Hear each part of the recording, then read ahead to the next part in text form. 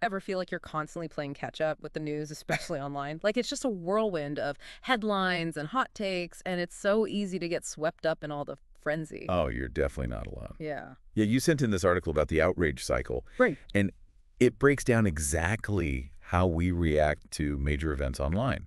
Mm. Almost like a predictable pattern. It's fascinating. Predictable pattern, huh? Uh, So it's not just me. Okay, there's a method to the madness. All right, I'm intrigued. right. What's the first sign that we're on this outrage roller coaster? Okay, so picture this. A major news story breaks. Okay. Could be anything, a political bombshell, a natural disaster, even a celebrity scandal. Right. The article calls this the breaking news frenzy phase, and it's all about speed. Ah, yes. The rush to be first. Twitter's blowing up. Everyone's glued to their phones, hitting refresh, for the very latest, even if the details are still, like, sketchy. I've been there. Exactly. It's like this primal urge to be in the know, to be the one who shares the news first. Right. But, as the article points out, this need for speed often comes at the expense of accuracy. Which makes sense. We've all seen those corrections issued hours or even days after the initial wave of information. Oh, yeah. But by then, the damage is done right. Everyone's already formed an opinion based on that initial, potentially flawed information. Exactly. So what happens once the dust settles a bit? Does the online world take a collective breather? You would hope. Right. Not quite. Okay. This is where we enter what the article calls the everyone's an expert phase. And this one is fascinating because it taps into some interesting psychological needs that we all have. Okay, so break this down for me. Yeah. Why are we all so eager to weigh in on these topics, even if we're not exactly experts?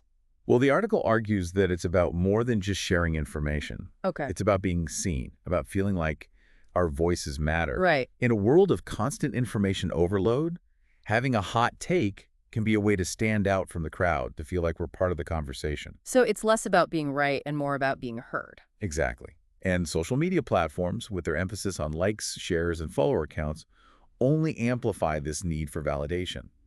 Remember that example from the article about how some accounts gain tons of followers by posting completely fabricated information? Oh, yeah, that was wild. It really highlights how, in this online landscape, going viral often trumps being accurate. It's true. But even if we resist the urge to invent our own narratives, don't those early narratives, those initial waves of information start to solidify into something resembling a consensus? Like everyone's kind of on the same page, for better or for worse. Absolutely. And that's where things get even more interesting, because that sense of consensus, that shared understanding of the event, can be incredibly powerful and incredibly misleading. Okay, I'm starting to see where this is going. You're saying this is where the real trouble begins, right? You got it. This illusion of consensus, this feeling that we've got this figured out, is actually the perfect breeding ground for what the article calls the disinformation surge. The disinformation surge. Okay, that sounds ominous. Let's unpack that.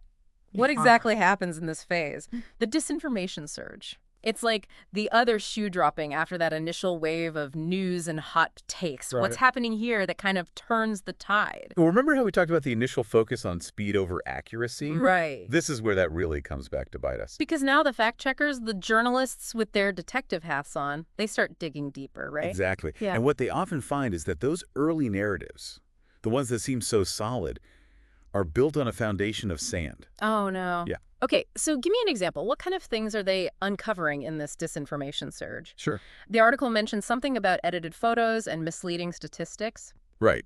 So let's say that viral photo everyone's sharing of the politicians supposedly making a rude gesture. Right. Turns out it was doctored. Oh, wow. Or that statistic about the economic impact of a certain policy decision, taken completely out of context to fit a particular agenda. Ouch. It's like the online world is pulling a bait and switch. We're all so busy congratulating ourselves for being in the know, but the rug gets pulled out from under us. And it's not just that the information was wrong. Yeah. It's that we were so invested in that initial narrative and feeling like we understood what was happening that we become even more vulnerable to manipulation. Because now we're not just dealing with misinformation, we're dealing with a sense of betrayal, right? Like, hey, you tricked me. And that's going to make people even more likely to react emotionally. Exactly. The article calls this the reactionary viral wave, and it's like pouring gasoline on an already smoldering fire. Oh, boy. People are angry, they feel misled, and they're looking for someone to blame. And I'm guessing this is where those with an agenda, they see an opening, right? Absolutely. Think about it. You've got this huge audience primed for outrage, their trust shaken. Right. It's the perfect opportunity to inject even more extreme narratives, to push conspiracy theories, to exploit that vulnerability for political or financial gain. So instead of uniting to demand better information to hold those responsible for spreading this misinformation accountable, we end up even more divided. Sadly, that's often the case. The article argues that this cycle of outrage and disillusionment makes us more susceptible to confirmation bias. We double down on our existing beliefs, no matter how tenuous the evidence, because it feels safer than admitting we were wrong. And the more entrenched we become in our own little echo chambers, the harder it is to bridge the divide, right? It's like we're trapped in this self-perpetuating cycle of outrage and division. Precisely. And this is where I think it's important to remember that this outrage cycle, it's not just some abstract concept. It has real-world consequences. Oh, absolutely. It impacts how we interact with each other, how we consume information, how we engage in political discourse. But is there any way to break free from this cycle? Or are we all just doomed to ride this roller coaster forever? So we're trapped in this cycle of outrage and division, huh? It feels like it just keeps spinning faster and faster. Is there any way to hit the brakes? Or are we just headed for a crash? Well, that's a really good question. And to be honest, the article doesn't offer any easy answers. Yeah, But I think um, recognizing the cycle, like we're doing right now, right. understanding its mechanics, that's a crucial first step. So knowledge is power. Just being aware of these patterns can help us avoid getting swept up in the frenzy. Precisely. Yeah. Think about it this way. When you understand how a magic trick works, it's not as impressive anymore. Right, you see through the illusion, you see the sleight of hand. Yeah. It doesn't hold the same power over you. Exactly. And in a way, this outrage cycle, it's kind of like a magic trick. It plays on our emotions, our biases, our need to feel informed and connected. But once we see through that illusion, we can start to resist its pull. So the next time a major news story breaks and we feel that urge to react, to fire off a tweet or share a hot take, we should take a moment to ask ourselves, am I really engaging with this information critically, or am I just playing a part in someone else's game? Yes, exactly. Here. And it's not about, suppressing our emotions or disengaging from the conversation altogether. Right. It's about being more mindful, more deliberate in our responses. It's about choosing to be a participant in a meaningful dialogue rather than a pawn in a game of manipulation. That's a powerful way to put it. Choosing to be a participant, not a pawn. But how do we actually do that? It's easy to say, be more mindful, but with information coming at us from all directions, it can feel kind of overwhelming. Well, the article highlights something really interesting. Okay. Remember how we talked about the everyone's an expert phase and how it feeds on our need to be seen and heard? Yeah, the need to sort of validate our own existence by having a hot take on every issue.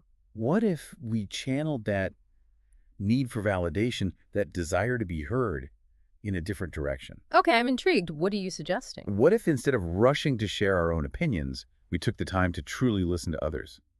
What if we approached online discussions with a sense of curiosity rather than judgment?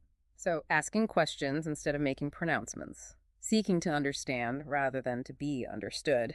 Exactly. Huh. Because here's the thing, this outrage cycle, it thrives on division, on us versus them thinking. Right. But what if we challenge that? What if we acknowledge the complexity of these issues and approach them with a genuine desire for dialogue and understanding? That feels like a radical act these days, to approach a heated online debate with a spirit of curiosity and empathy. It does, doesn't it? But I have to admit, it's a refreshing thought. It is. It's not just about being nice or politically correct, right?